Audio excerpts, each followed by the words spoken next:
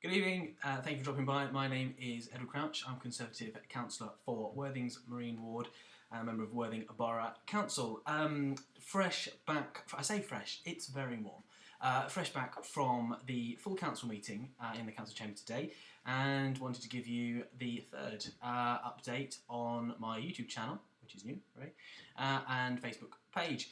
First of all, I just wanted to say a very quick thank you to everybody who has commented. My last video had loads of comments from all sorts of people, so thank you very much for taking the time to watch it. A very dear friend who lives in Sutton watched the whole 9 minutes. The last one was a bit long, I apologise, and didn't seem to enjoy the video, so I'll promise to keep this one short. I've decided I'd do this before I eat, and then there's sort of some kind of impetus to finish up. So thank you for that. Thank you for comments. Also about my wonderful cushions and the bear. This is Boris. He's as old as me. So anyway, thank you. Very quickly, I will run through my perspective of this evening's council meeting. I won't go into huge detail. The meeting sadly wasn't recorded, so it's lost forever, but there will be minutes that will be circulated. The main topic that came up in public question time was the Goring Road car park. Parking is such a big issue for everybody, Worthing and nationally. The car park will be reopening with more with space. I think it's 10 to 12 spaces, and that'll be open Monday, I think it was, which is good news. It is really difficult. Councillor Clive Roberts explained the usage of the car park, and whilst it's high, there do appear to be some people who are misusing it, which is to the detriment of everybody. But it will be reopened, and there is more work to be done as far as assessing the long-term future of that car park. It's important for the local shoppers, but also it's important for council taxpayers that any repairs can be afforded, and so that I look forward to finding out more information on that. Councillor Paul Yallop described parking generally, especially the NCP contract, as a ticking time bomb left behind by a previous administration, as there was some criticism of Councillor Clive Roberts. But Paul Yallop reminded people that councillors are not full-time employees. It is up to the officers of the council to run the council. The councillors, like people like myself, are there to make policy and to oversee, but not to sort of get into the nitty-gritty. And also to give a direction and trust that it's followed. And by all accounts, before my time, that wasn't always the case. Interesting question from a gentleman whose name I forget. I'm terribly sorry, about arts. Some exciting responses there from Councillor Turner regarding arts. Moving on. Good news, there is 22 new affordable houses coming in the former Brooker commercial site, which, if my memory serves me right, is just next door to where I used to work at Bacon & Co, along in the Thomas & Becket. So 22 homes will be built there by Worthing Homes, which is fantastic news for local people looking for affordable accommodations. That's good news. Meeting times were discussed at today's council meeting, moving the meetings from 6 to 6:30. Fantastic for younger working councillors and older working councillors, in fact any councillor, working or not, old or young, middle-aged or not, to move the meetings to a later time. 6 o'clock is really difficult if you don't work in Worthing to get back, so 6:30 will be great. Almost everybody agreed on that, but there was one abstention sadly. And some good news on the Money Tree project, which is, I think they call it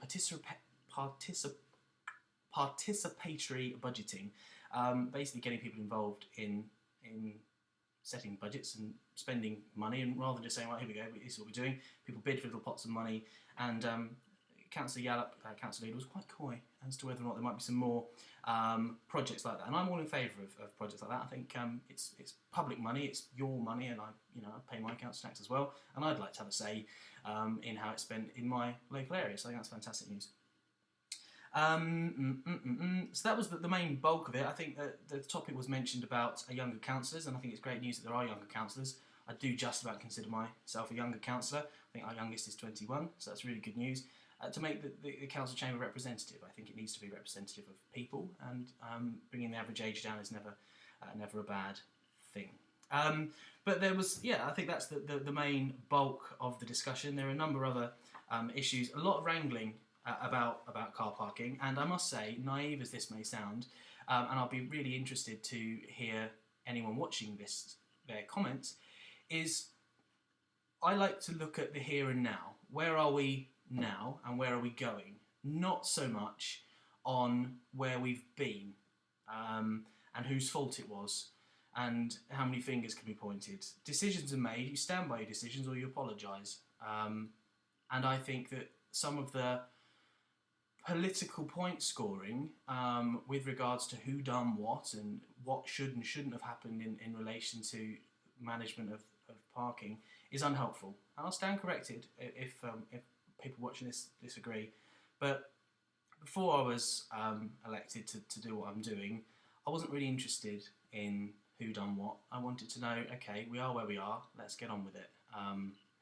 So that's my point of view, and I think that sometimes we lose track of the issue by getting too drawn up in the finger pointing. So that's also not very nice. You know, come on, we're colleagues, we're not enemies of each other. I say that now. I mean, it's what? It's July. Maybe after 3.5, 4 years of this, I'll be spitting feathers at colleagues of different political colours. But anyway, so that's it. That's relatively short, 5 minutes, 6 minutes. So thank you for watching. If I've missed anything huge, community pubs came up. There was a motion to do with the council supporting pubs, and it seemed more focused on maybe villages where the pub is the hub. Sounds like a song. But there was some discussion, differing views over whether or not the council should maybe do more to support pubs. I'm of the opinion that we live in a free market, and if pubs are good, they'll survive. If they don't, then they won't. And I don't think that council tax money should be used to prop up businesses. I think that's, given the choice between keeping a pub open and keeping council tax low, I would always say keeping council tax low in Worthing is the priority at the time being. Whether that changes is another matter, but I think it is important. And again, welcome feedback on that. But I think it's important.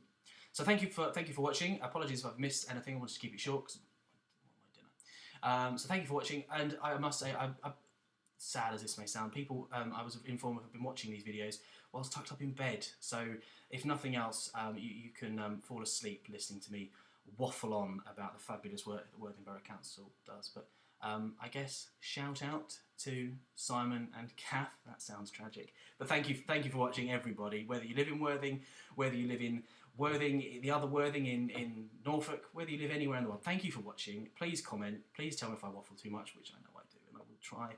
And any questions, post them down below.